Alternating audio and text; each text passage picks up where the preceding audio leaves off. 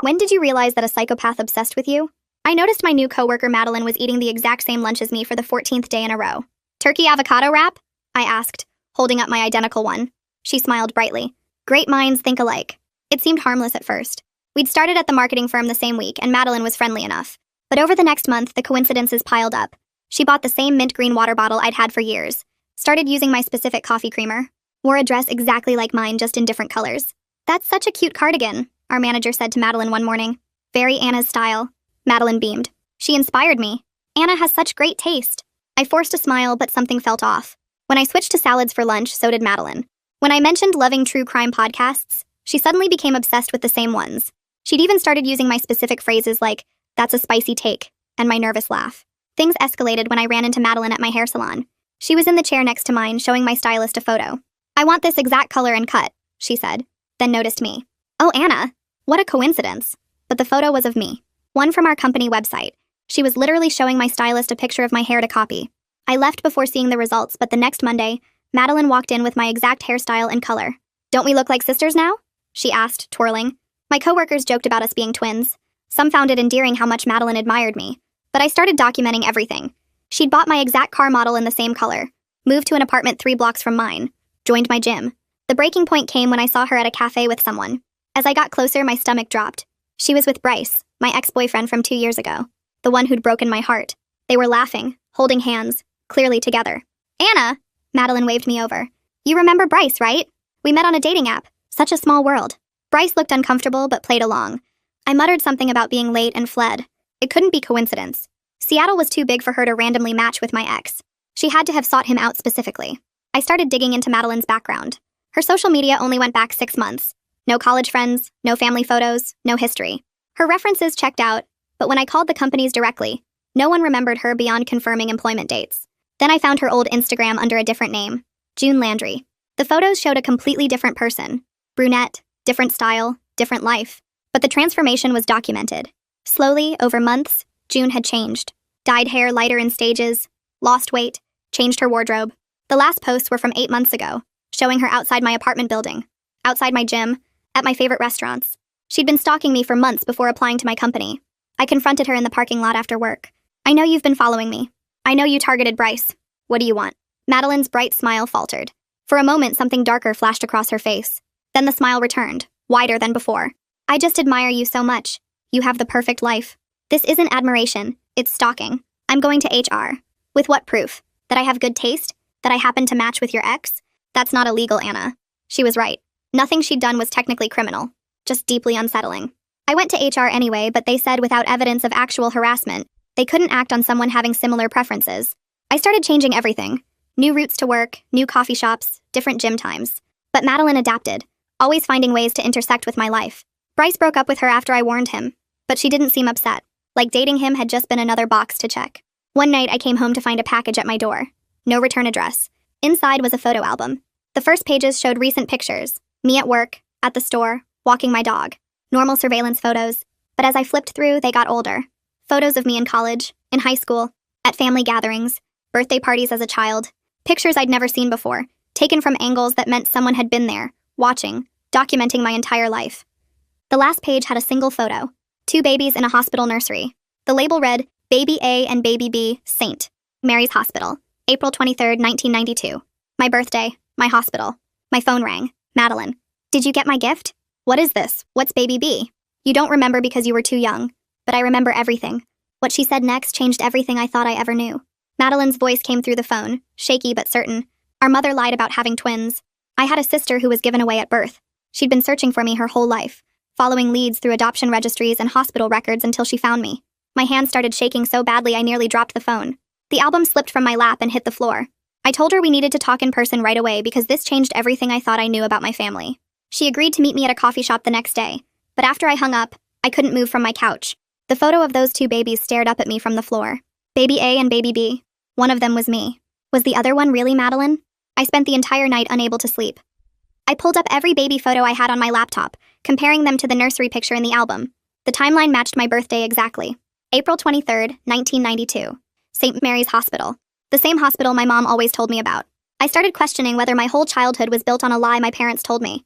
Had they really given away my twin sister? Why would they do that? I searched online for information about separated twins and found hundreds of stories about siblings reunited after decades apart. Some of them looked identical even though they'd never met. The next morning, I called in sick to work. My voice sounded weird on the phone, like I was underwater. I got in my car and started driving to my parents' house 2 hours away without even texting them first.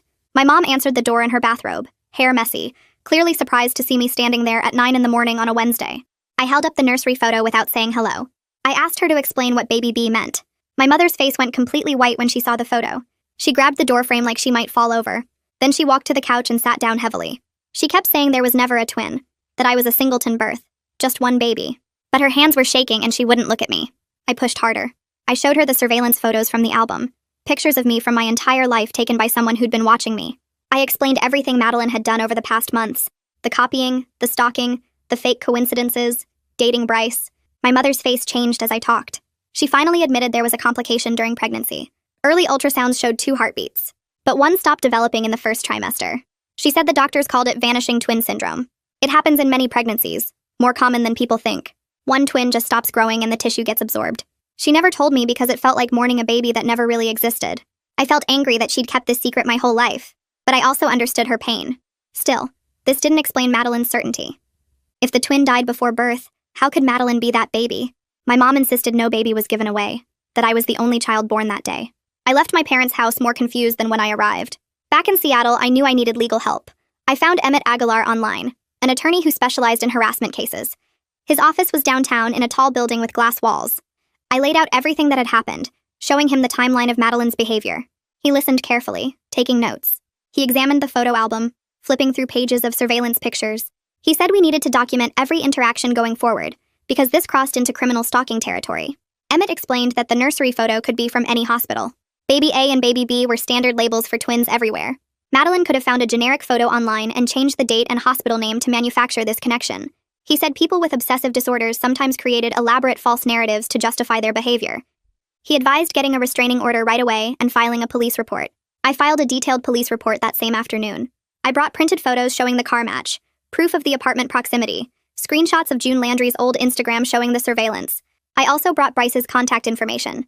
The detective, a tired-looking woman named Daniels, took it all seriously. She said stalking cases were hard to prosecute without direct threats.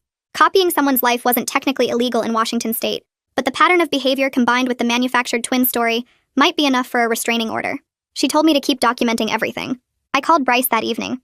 He sounded uncomfortable when he heard my voice, probably feeling guilty about dating Madeline. I explained what I'd learned about her real identity as June Landry and the stalking pattern. He went quiet for a long time. Then he agreed to provide a written statement about how Madeline had specifically sought him out. He admitted she'd asked mutual friends about my dating history before matching with him on the app. During their brief relationship, she'd asked constant questions about me, about my habits and preferences and past. He said he felt manipulated and used, that the whole thing disturbed him now that he understood what was really happening. He'd send the statement to Detective Daniels by the end of the week. I thanked him and hung up. For the first time since finding that album, I felt like I was taking real action instead of just reacting to Madeline's moves. 2 days later, I walked back into the office and everything looked the same but felt completely different. The open workspace layout that used to feel modern and collaborative now felt exposed. I could see Madeline across the room at her desk, typing away like nothing had happened.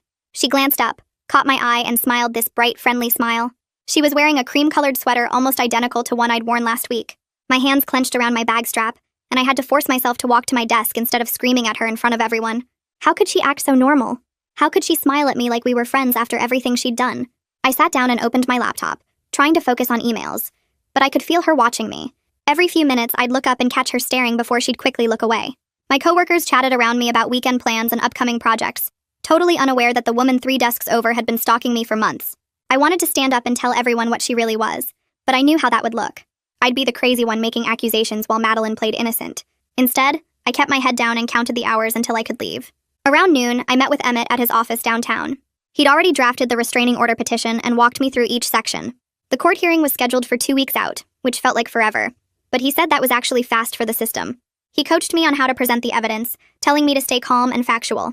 He said judges see emotion as unreliable, that I needed to focus on the pattern of behavior with dates and documentation. When I mentioned the twin claim, he shook his head and told me not to lead with that.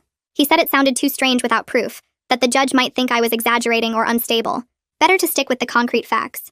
The surveillance photos, the car and apartment proximity, the targeting of Bryce, the workplace copying. Those were provable and disturbing enough on their own. I nodded and took notes, trying to memorize his advice. He told me to practice telling my story without getting emotional, to treat it like a work presentation. I left his office feeling more prepared but also exhausted by the idea of performing calmness when I felt anything but calm inside. That afternoon, I decided I needed to verify the hospital records myself. If Madeline had somehow found real evidence of a twin, I needed to know. I called St. Mary's Hospital and asked for the records department. A woman named Catherine Neal answered and listened patiently as I explained I needed my birth records from 1992. She told me those records were stored in microfiche format because they were over 30 years old. She said I'd need my mother's written consent to access them since it was a non-emergency request. I thanked her and hung up, then stared at my phone for a long time before calling my mom. The conversation went about as well as I expected. She got defensive immediately, asking why I was still pursuing this when she'd already told me the truth. Her voice had that tight, hurt quality that made me feel guilty, even though I hadn't done anything wrong. I explained as calmly as I could that I needed concrete proof to show the police and the court. Madeline had built this entire false story, and I needed official documentation to debunk it with facts. My mother went quiet for a moment, then asked what I planned to do with the records once I had them. I told her they'd only go to my lawyer and the court, that this was about legal protection, not family drama. She finally agreed to sign the consent form, but made me promise not to share whatever I found with my aunts or cousins or anyone else in the family. I promised, though I didn't fully understand why it mattered so much to her. As I drove to my parents' house the next day to get her signature, I started to realize something. My mother had been carrying shame about that early pregnancy complication for over 30 years. She'd treated the vanishing twin like a personal failure, something to hide rather than a common medical thing that happened to lots of women. She'd never talked about it, never processed it, just buried it deep and tried to forget. And now I was forcing her to dig it all back up and put her signature on official forms. I felt bad about that, but I also needed those records. She signed the consent form at the kitchen table without looking at me, her hand shaking slightly. I thanked her and left quickly, not wanting to drag out the uncomfortable moment. While I waited for the hospital to process the records request, I ordered a DNA test kit online, the kind you see advertised everywhere, where you spit in a tube and mail it back. I knew Madeline probably wouldn't agree to test too, but I wanted my genetic profile on file. If she ever tried to claim we matched through some fake results, I'd have my own official data to contradict her. The kit arrived 2 days later and I completed it that same evening, sealing the tube and dropping it in the mail the next morning. It felt good to take another concrete step, to gather more proof that would eventually shut down her delusion. Emmett had also recommended a private investigator named Yang Benedict, who specialized in online research and digital footprints. He said Yang could find information that regular people missed, the kind of deep background that might explain who Madeline really was. I called Yang and explained the situation, sending him everything I had on June Landry. He said he'd start digging and get back to me within a week. His fee was steep, but I didn't care at that point. I needed answers, and I needed someone with actual skills to find them. Yang called me 6 days later with information that changed everything. He'd found that June Landry had lived in Portland 2 years ago, and had done almost the exact same thing to a woman named Rachel. She'd copied Rachel's appearance and lifestyle for 6 months, following her around, showing up at her regular places. Rachel had eventually gotten a restraining order and moved away suddenly, probably to escape the situation. Yang had found the court records in Oregon and sent me copies. Reading through Rachel's petition felt like looking in a mirror. The same pattern of behavior, the same gradual transformation, the same obsessive fixation. The only difference was Rachel had acted faster, getting legal protection before it escalated as far as my situation had. This discovery hit me in 2 completely opposite ways at once. Part of me felt relieved because it proved I wasn't special, that Madeline's twin story was complete fiction. I wasn't her actual sister, just her latest target. She'd picked me the same way she'd picked Rachel and probably others before that. But I also felt horrified because it meant she was deeply mentally ill in a way that wouldn't just go away. This wasn't about actually finding a lost sister. This was a pattern she repeated over and over, fixating on women and transforming herself into them. Even if I proved we weren't related, even if I got the restraining order, she'd probably just move on to someone new eventually. The thought of another woman going through this made me feel sick. The next day at work, Madeline cornered me in the break room. I'd gone to make coffee and she appeared in the doorway blocking my exit. She asked why I was avoiding her, her voice soft and hurt. She said she thought I'd be happy to find my sister, that we could finally be a real family. Her eyes had this desperate, intense look that made my skin crawl. I could see she really believed what she was saying, or had convinced herself so thoroughly that the delusion had become her reality. I set down my coffee mug and looked at her directly. I told her firmly that we were not sisters, that I had proof we weren't related, and she needed to stop contacting me immediately. My voice came out steadier than I felt inside. She started to respond, but I walked past her, shoulder brushing against hers as I squeezed through the doorway. My heart pounded as I returned to my desk, half expecting her to follow me, but she didn't. I sat down and forced myself to breathe normally, to focus on my computer screen, to act like I wasn't completely rattled by the encounter. That afternoon, Madeline showed up at my desk with red, puffy eyes. She stood there crying, saying our mother had lied to both of us, that she'd been adopted out as a baby and spent years searching for her biological family. Her voice got louder as she talked about feeling abandoned and rejected, about finally finding me only to have me push her away. Several coworkers looked over and I could feel their judgment settling on me like weight. One guy from accounting walked past and gave me this dirty look, like I was some heartless person refusing to accept my long-lost sister.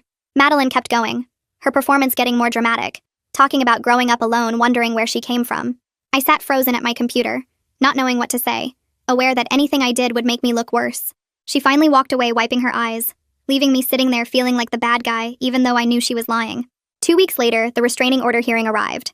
I sat in the courtroom with all my evidence organized in folders, the photo album, the Instagram screenshots showing her transformation from June to my copy, the timeline of her surveillance. Emmett sat next to me looking calm and professional. Madeline sat across the room with her lawyer and she looked small and confused, like she couldn't understand why any of this was happening. When the judge called us forward, I presented everything step by step. I showed the photos of her following me, the documentation of her copying my car and apartment location, the statement from Bryce about being deliberately targeted. I kept my voice steady and factual, just laying out what happened without emotion. Madeline's lawyer stood up and argued that his client simply admired my style, that coworkers often influence each other's choices. He said the twin theory was a sincere belief based on the hospital photo she'd found online, that she genuinely thought we were related and was hurt by my rejection. He made it sound like a sad misunderstanding instead of months of calculated stalking. The judge listened to both sides, flipping through the evidence. He looked at Madeline for a long moment, then back at the papers. He granted a temporary restraining order requiring her to stay 50 feet away from me outside of work, but he said he couldn't control workplace proximity since we both worked for the same company and had a right to our jobs. He ordered her to stop all personal contact, no calls, no emails, no approaching me at work beyond what was absolutely necessary for job duties. He warned that violations would result in arrest. It wasn't everything I wanted, but it was something official, something documented. Madeline's face crumpled when he read the order and she started crying again. Her lawyer put his hand on her shoulder. I just felt exhausted. The day after the hearing, HR called me into a conference room.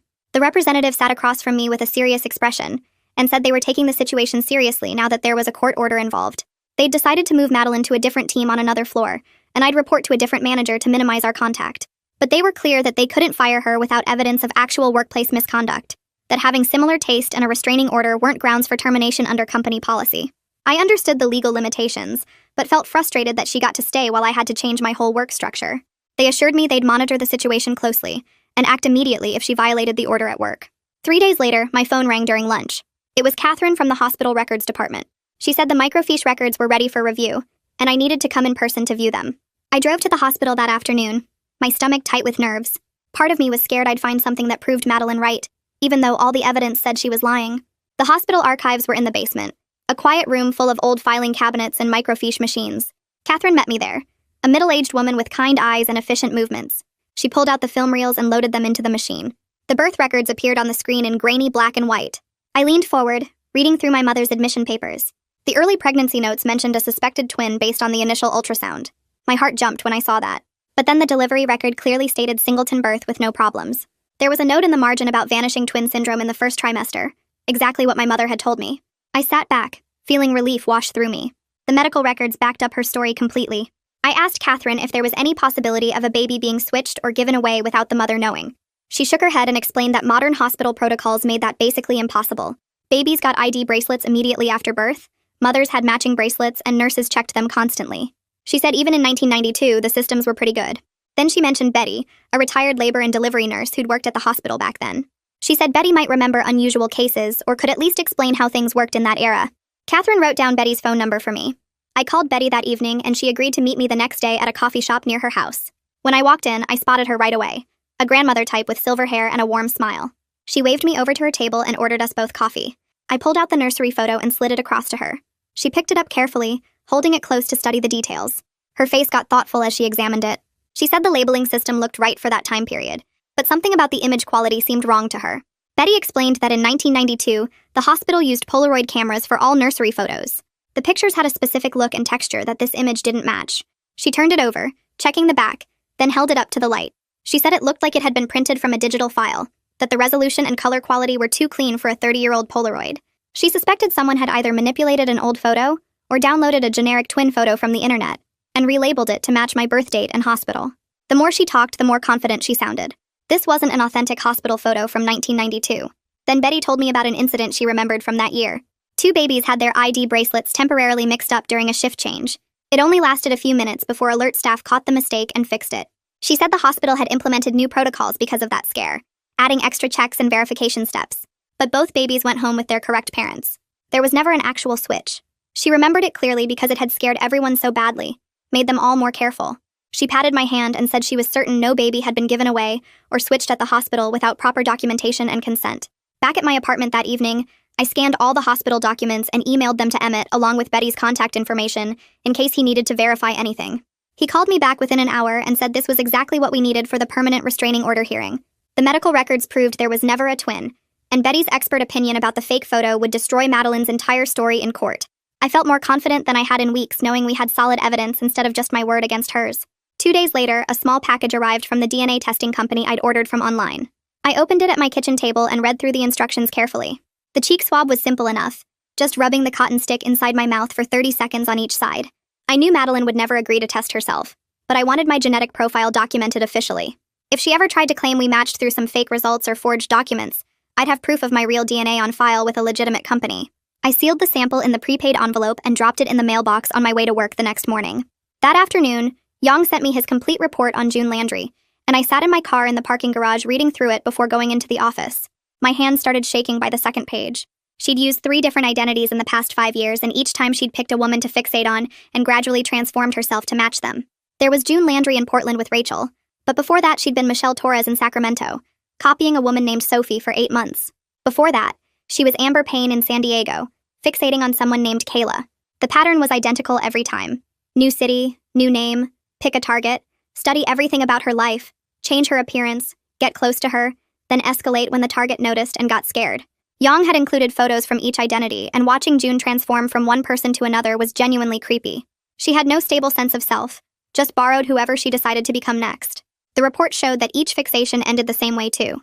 The target would either move away to escape her or get legal protection, and then June would disappear for a few months before popping up in a new city with a new name and a new target. She'd done this at least 3 times that Yang could document, maybe more that he couldn't find records for. I read his conclusion twice to make sure I understood it correctly. The restraining order wasn't going to stop her permanently. It might make her move on to someone else, but she wouldn't stop this pattern just because a court told her to. I needed to prepare for the possibility that she'd keep trying to get to me for years, maybe forever. The next Monday at work, I spotted Madeline watching me from across the open workspace floor. She was at her new desk assignment, far enough away to technically follow the 50-foot rule from the temporary restraining order, but she'd positioned her chair so she had a clear view of my area. Every time I looked up from my computer, she was staring, not even trying to hide it, just sitting there with her hands folded on her desk, eyes locked on me like I was the most interesting thing in the world. My skin crawled every single time I caught her doing it. I tried moving to a different desk for the afternoon, but she adjusted her position to keep watching. I told myself she was testing the boundaries, seeing what she could get away with, but it still made me want to scream. My manager noticed me looking uncomfortable and called me into her office around 3. She closed the door and asked if Madeline was bothering me despite the team reassignment. I explained about the staring and how she kept positioning herself to watch me. My manager frowned and said she'd talk to HR about it, but in the meantime, she suggested I work from home 2 days a week to reduce the contact. I could pick which days worked best for my schedule. I thanked her for the flexibility, genuinely grateful that someone at work was taking this seriously, but I also felt frustrated that I was the one adjusting my life and changing my routine, while Madeline got to stay in the office acting like some kind of victim whose sister was rejecting her. 3 weeks after the temporary restraining order was issued, I got an email from Madeline to my work address. The subject line said, "Proof we're sisters," and my stomach dropped when I saw her name. I didn't open it. I immediately forwarded the entire thing to Emmett, and then sent a separate copy to the detective handling my case. Any contact from her was prohibited under the restraining order terms, even work email. The message itself talked about finding new evidence and wanting to share it with me, but I didn't read the details. I just wanted it documented that she'd violated the order. The detective called me back that afternoon and said they'd issue Madeline a warning. Her lawyer would probably claim it was work-related and sent by accident, which is exactly what happened. When the police contacted her, her lawyer said she'd meant to email someone else about a work project, and autofill had put my address in by mistake. The detective told me this was typical stalker behavior, testing the boundaries to see what they could get away with. He said I should document every single incident no matter how small, because patterns of behavior mattered more than individual events in stalking cases. Keep a detailed log with dates and times and descriptions. Save every email, every text, every interaction. Build the evidence file so when we went back to court for the permanent order, we'd have proof she wasn't going to stop. I started keeping a notebook in my bag specifically for logging Madeline incidents. Every time I saw her watching me at work, I wrote down the date, time, where I was sitting, where she was positioned, how long she stared. When I went to the gym that weekend, the front desk staff pulled me aside and said they needed to talk to me about a member inquiry. Apparently, Madeline had been asking questions about my workout schedule, what times I usually came in, which classes I attended. They'd flagged her membership for suspicious behavior and told her they couldn't share member information. The staff member who told me looked uncomfortable, like she wasn't sure if she was overreacting, but I thanked her for letting me know and added it to my log. Every piece of evidence mattered. That evening, my mother called crying. She said she was sorry for keeping the vanishing twin secret from me all these years and asked if we could repair our relationship. Her voice was shaky, and I could tell she'd been thinking about this for days, maybe weeks. I sat on my couch listening to her apologize and felt torn between understanding and hurt.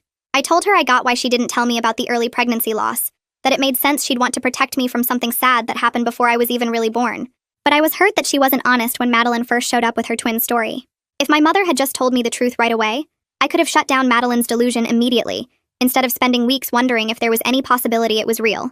My mother cried harder and said she'd been scared and ashamed, that she still felt like she'd failed somehow by not carrying both babies. I told her we needed time to rebuild trust, that I couldn't just pretend everything was fine, but I wanted to work on our relationship. We agreed to talk again in a few days after we both had time to process everything. The next week, Emmett called me into his office to schedule the permanent restraining order hearing. He pulled out his calendar and circled a date 6 weeks away, explaining that was the earliest slot available in the courthouse. He spread out all our evidence across his desk: the Portland restraining order documents, the hospital records showing no twin, the workplace harassment log, the photo album Madeline had sent. He tapped the Portland papers with his pen and said we had an extremely strong case because the pattern proved this wasn't about me specifically. It was about her mental illness finding a new target. The hospital records completely destroyed her twin story, and the documented workplace behavior showed she wouldn't stop even when confronted. He felt confident the judge would grant a long-term order with serious conditions attached. I left his office feeling hopeful for the first time in months, like maybe the legal system could actually protect me from her constant presence in my life. That same afternoon, Young sent me an urgent email with screenshots attached. He'd been monitoring June Landry's social media accounts under her various names, and she'd started posting vague messages on Facebook about being rejected by her birth family. The posts talked about searching her whole life for her sister, finally finding her, only to be turned away by lies and manipulation. She never mentioned my name directly, but anyone who knew us both would recognize she was talking about me. The posts painted her as this tragic figure desperate for family connection, and several people had commented with sympathy and support. Young said she was clearly building a public story where she was the victim, trying to get ahead of the legal proceedings by controlling the story.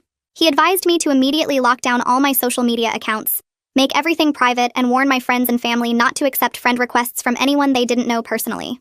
He also suggested I screenshot her posts as evidence of her continuing to push the false twin narrative, even after the hospital records proved otherwise.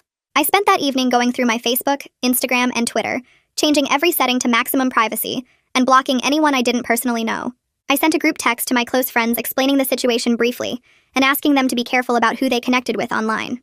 My mother called after getting my text, worried about what Madeline might post about our family, and I had to reassure her that nothing she posted could hurt us, because we had the truth and the evidence on our side. The constant vigilance was wearing me down, though, always having to think 3 steps ahead about what Madeline might do next, and I realized I needed professional help dealing with the stress. I found a therapist named Dr. Sarah Payne, who specialized in trauma and stalking cases, and I got an appointment for the following week.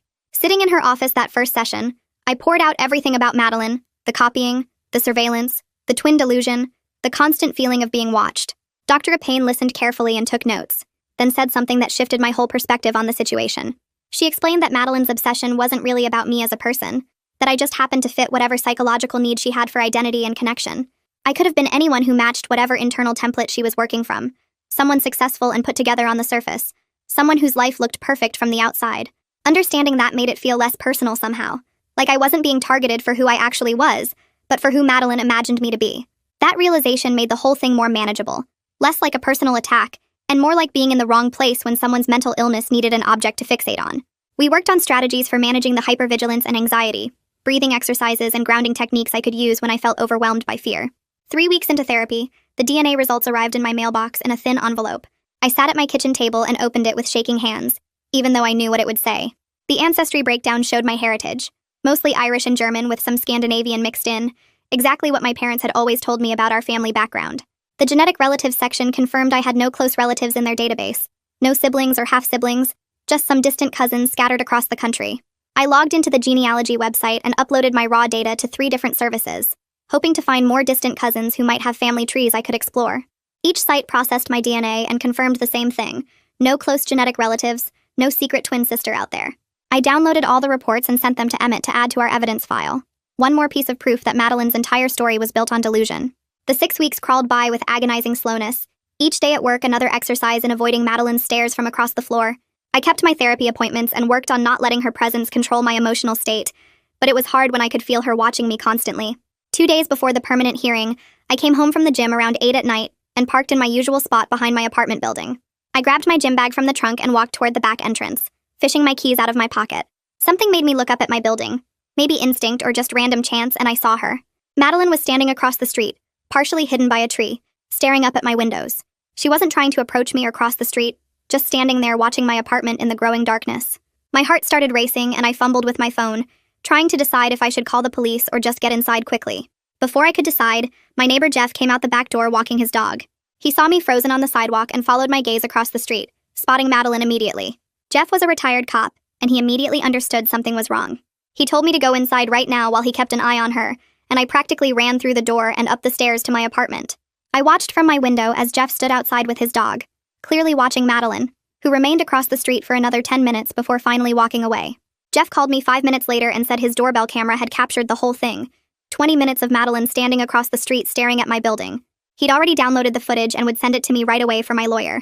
I immediately forwarded the video to both Emmett and the police, my hands shaking so badly I could barely type. This was a clear violation of the restraining order, documented proof that she was still stalking me even with a court order in place.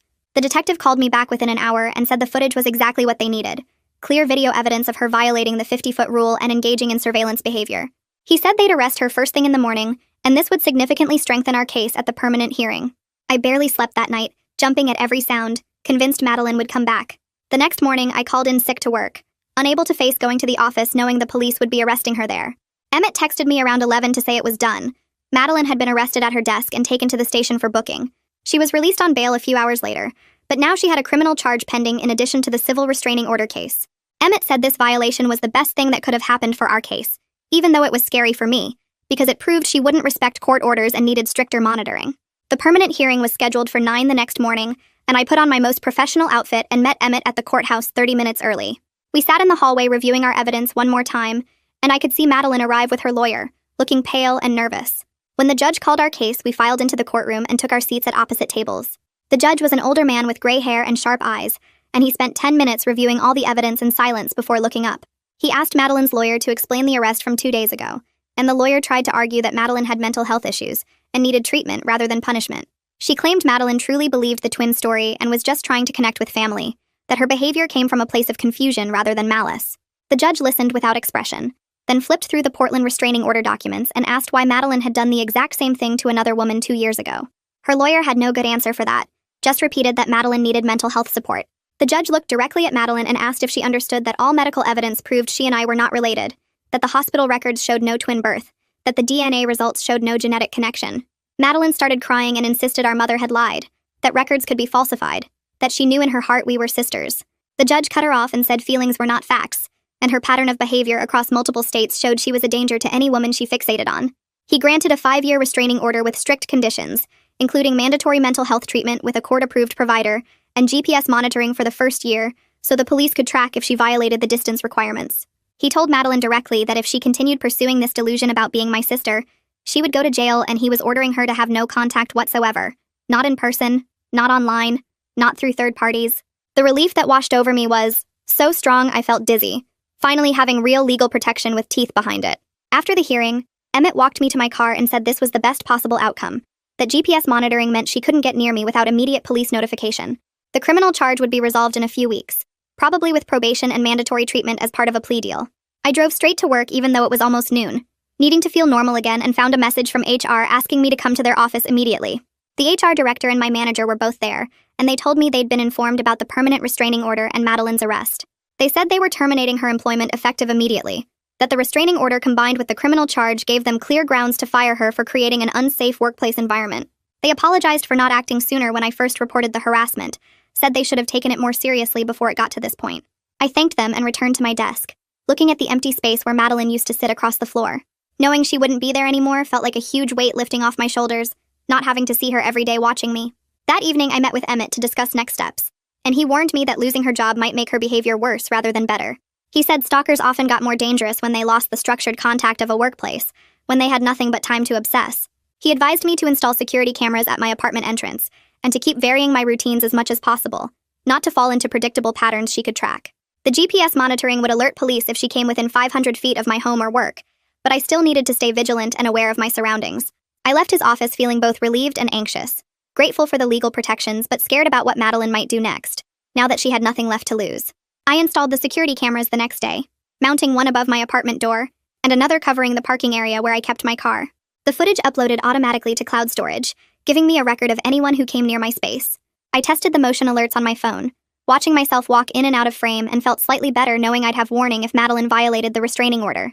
Emmett had been right about needing multiple layers of protection, because legal orders only worked if you could prove they'd been broken. 2 days later, Young sent me an email with the subject line, "New activity." I opened it at my desk during lunch, scanning through his report about Madeline's recent online behavior. She'd created 3 fake profiles on adoption reunion forums, each with slightly different backstories but all posting the same hospital nursery photo. She was asking if anyone recognized the babies, claiming she was searching for her biological twin sister who'd been separated at birth. The posts were getting responses from well-meaning people suggesting DNA tests and search registries, feeding into her delusion despite the court order explicitly telling her to stop pursuing this fantasy. Yang had flagged the accounts and reported them to the forum administrators, but she could easily create new ones. I forwarded everything to Emmett and the detective, adding more documentation to the growing file of restraining order violations. That evening, I called my mother, something I'd been avoiding since the hearing. She answered on the 3rd ring, her voice cautious. We talked for almost 2 hours, the longest conversation we'd had in years. She told me about the early ultrasound at 8 weeks when the technician found 2 heartbeats, how excited she'd been imagining twins. Then at 12 weeks, only 1 heartbeat remained. The doctor explained that the second embryo had stopped developing, that it happened in many pregnancies, that my body would reabsorb the tissue and I would continue growing healthy and strong. She said the medical term was vanishing twin syndrome, but it felt like losing a real baby to her, like she'd somehow failed by not being able to carry both of us. In 1992, doctors didn't talk about it the way they do now, didn't offer counseling or support groups. She'd processed the loss alone, never even telling my father the full details because she felt ashamed. I listened without interrupting, finally understanding why she'd kept it secret for so long. The shame wasn't about me, it was about her own sense of failure as a mother, even though she'd done nothing wrong. We started having phone calls every Sunday after that. Not long conversations, just checking in and slowly rebuilding trust. She admitted she should have told me the truth when Madeline first appeared, that her defensive reaction came from decades of buried shame rather than wanting to hurt me. I forgave her, really forgave her, because I understood now that she'd been protecting herself from old pain, not deliberately hiding something from me. Our relationship felt different after that, more honest, like we were actually talking to each other instead of performing the roles of mother and daughter. 3 months passed with no sign of Madeline. The GPS monitoring showed she'd stayed away from my home and workplace, and I gradually stopped checking the alerts every few hours. I was sleeping through the night again, not waking up convinced I'd heard someone outside my window. My therapist said I was making good progress, that the hypervigilance was decreasing, that I was rebuilding my sense of safety. I still varied my routes and checked my surroundings, but it felt more like reasonable caution than constant fear. Work felt normal again. My coworkers stopped asking if I was okay, and I could focus on actual projects instead of documenting stalking behavior. Then Yang called me on a Tuesday afternoon. Madeline had moved to San Francisco. He'd tracked her through social media activity and a new address connected to her real name. More concerning, he'd found early signs of her researching someone new. A woman named Sarah who worked in tech, whose Instagram and LinkedIn profiles Madeline had been viewing repeatedly. The pattern was starting again, and I felt sick knowing another person was about to go through what I'd experienced. I asked Yang if there was any way to warn Sarah, but he said contacting her without evidence of current harassment could open me up to legal problems. Madeline could claim I was harassing her by spreading false information about her past. I called Emmett that evening and explained the situation. He listened carefully, then told me something I didn't want to hear but needed to accept. I couldn't control Madeline's future behavior, only protect myself. If Sarah became a victim, she'd have to go through the same process I did, gathering evidence and seeking legal protection. It felt wrong to just watch it happen, but Emmett was right that I couldn't save everyone from Madeline's obsession. The best I could do was make sure my own protection stayed in place and hope the criminal justice system would eventually stop her permanently. I decided to try contacting Rachel, the Portland victim Yang had found during his initial investigation. The restraining order records were public, so I had her full name. I found her on social media and sent a careful message explaining who I was, and that I'd gone through something similar with the same person. She responded within an hour, giving me her phone number and asking me to call. We talked for almost 3 hours that first conversation, comparing our experiences in detail.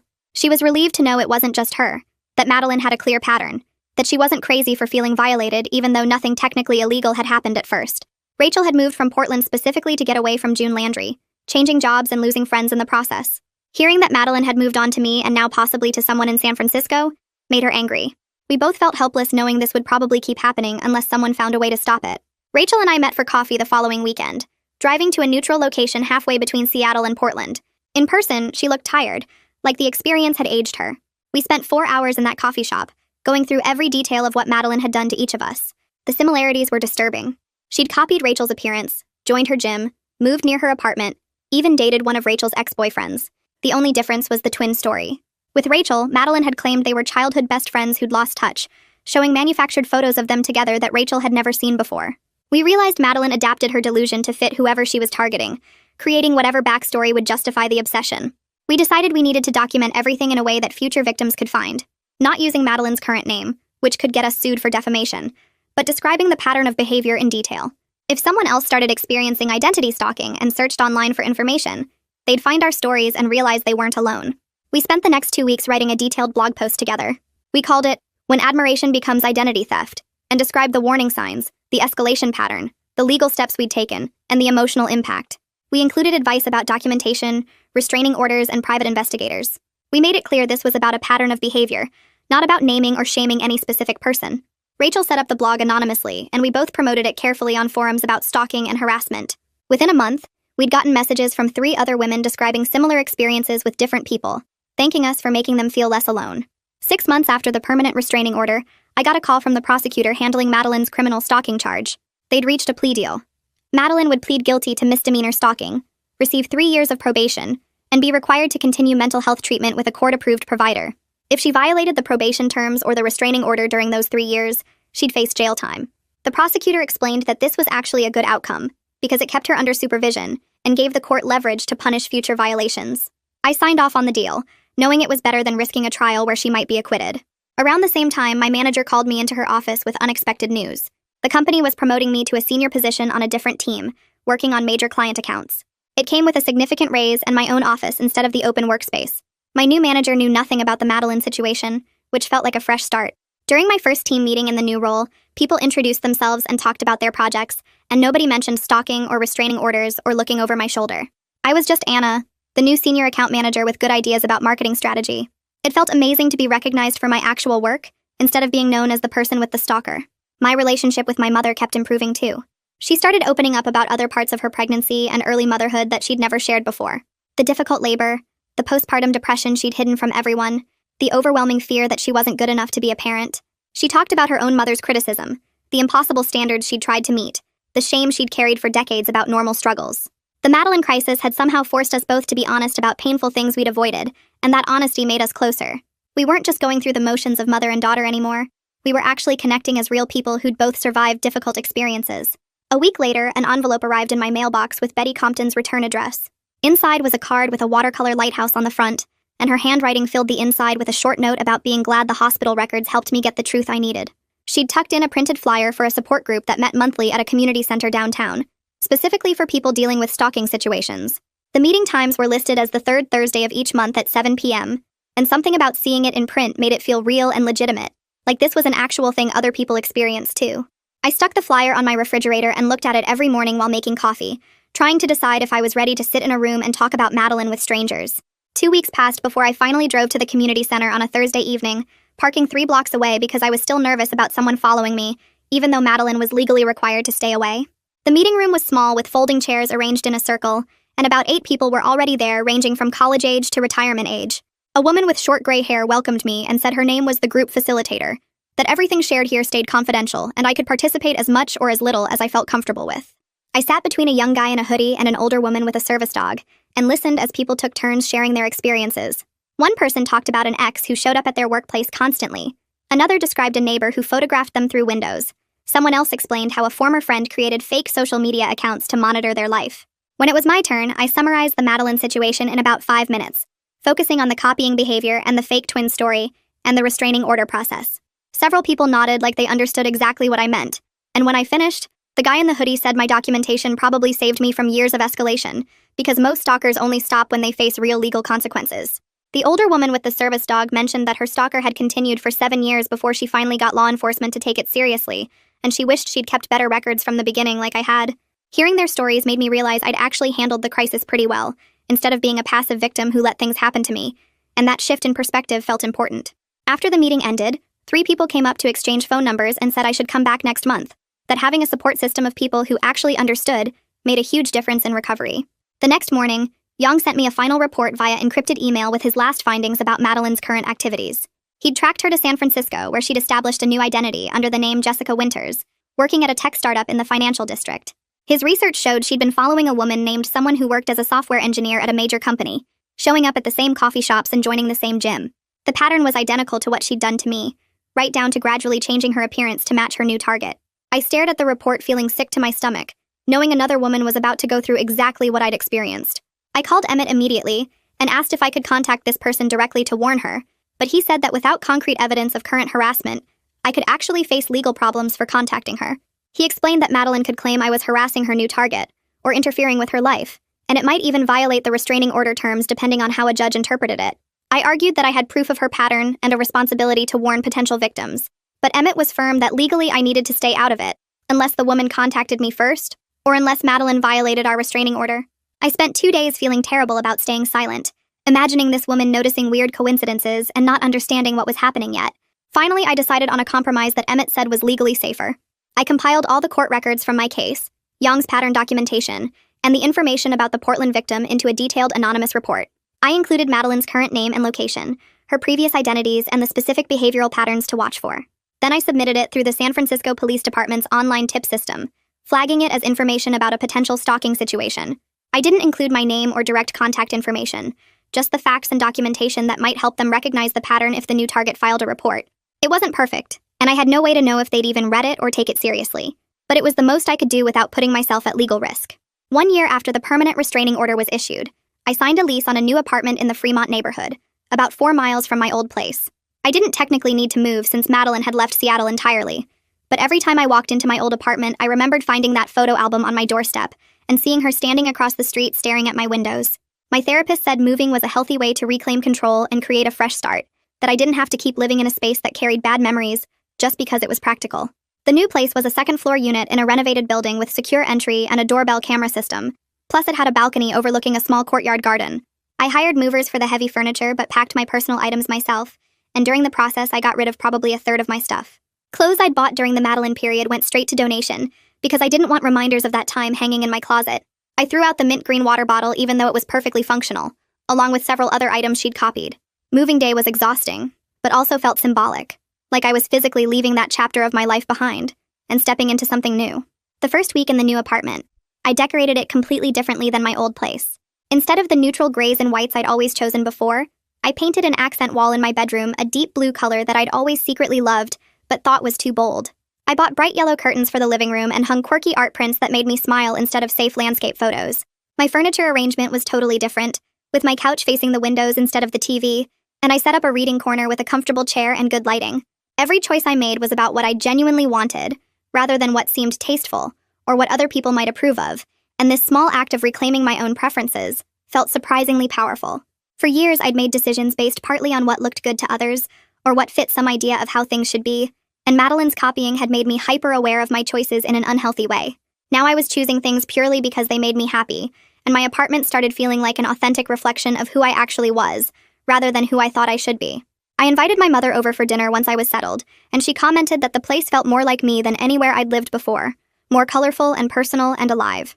Around the same time, the DNA genealogy results I'd uploaded to multiple databases started generating matches with distant cousins. I'd been checking periodically for months without much happening, but suddenly I had messages from 3 different people who shared genetic segments with me. One was a woman in Michigan who'd been researching our shared family line for years and had detailed records going back 5 generations. Another was a retired teacher in Oregon who had old family photos and stories about our great-great-grandparents immigrating from Ireland. The third was a younger guy doing his family tree as a hobby who'd found census records and immigration documents I'd never seen. I spent hours video chatting with each of them, learning about branches of my family I'd never known existed, and seeing photographs of ancestors who had my nose or my mother's eyes. They shared digital copies of birth certificates, marriage records, and family Bibles with handwritten genealogy notes, and I started building out a proper family tree with documented evidence for every connection. The Michigan cousin even had a family reunion planned for the following summer, and invited me to attend if I wanted to meet everyone in person. Having this concrete proof of my actual family history felt like the final evidence that Madeline's twin story was complete fiction, and I could close that chapter knowing the truth was documented and verified. There was no secret sister, no conspiracy, no hidden adoption, just a regular family tree that I could trace through public records and genetic testing. 2 years after the day Madeline first copied my lunch order, my life looked completely different in the best possible way. At work, I'd been promoted twice and was now leading a team of 5 people on major client campaigns, and my coworkers knew me for my strategic thinking and creative ideas, rather than as the person who'd had a stalker. My relationship with my mother had transformed into something honest and close, built on actual communication instead of polite distance and unspoken expectations. We talked on the phone twice a week and visited each other monthly, and she'd started therapy herself to work through the shame and grief she'd carried about the pregnancy complications. My therapist said I'd processed the trauma remarkably well, that I'd moved through the standard stages faster than most stalking victims because I'd taken action quickly and built a strong support system. I still had moments of hypervigilance, like checking over my shoulder in parking lots or feeling anxious when someone seemed too interested in my routine, but those moments were getting less frequent and less intense. Every few months, I checked the restraining order registry online to verify it was still active and that Madeline hadn't tried to challenge it, and seeing it listed there gave me a sense of security. She felt like a distant memory now rather than a constant threat, like something that happened to me years ago instead of a present danger.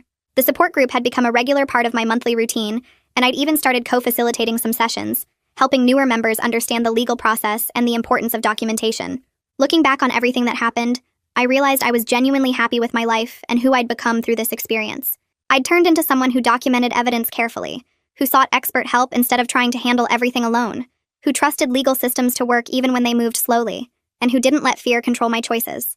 Before Madeline, I'd been someone who avoided conflict and tried to keep everyone happy, who second-guessed my own perceptions and worried about seeming paranoid or dramatic. The stalking situation forced me to trust my instincts, to advocate for myself aggressively, and to prioritize my safety over being polite or likable. My mother said I seemed more confident and self-assured now, more willing to set boundaries and speak up when something bothered me. My friends commented that I seemed more relaxed and authentic, less concerned with maintaining some perfect image, and more focused on actual connections. The whole situation taught me that I was stronger than I thought, that asking for help was smart, not weak, and that sometimes the best outcome wasn't perfect justice, but simply reclaiming your own life and moving forward with confidence. Madeline never faced serious jail time, and she was probably out there fixating on someone new. But I'd built a life I loved and developed skills to protect myself if anything similar ever happened again. I'd learned that documentation was power, that legal systems could work if you knew how to use them, and that recovery was possible even from violations that felt deeply personal and invasive. Most importantly, I'd learned that my life belonged to me, that I got to choose how I presented myself to the world, and that nobody could take that away no matter how hard they tried to copy or control me. That's it for today's story. Notice how having the right experts and systems in place made all the difference? If you found this insightful, subscribe for more practical stories. Later,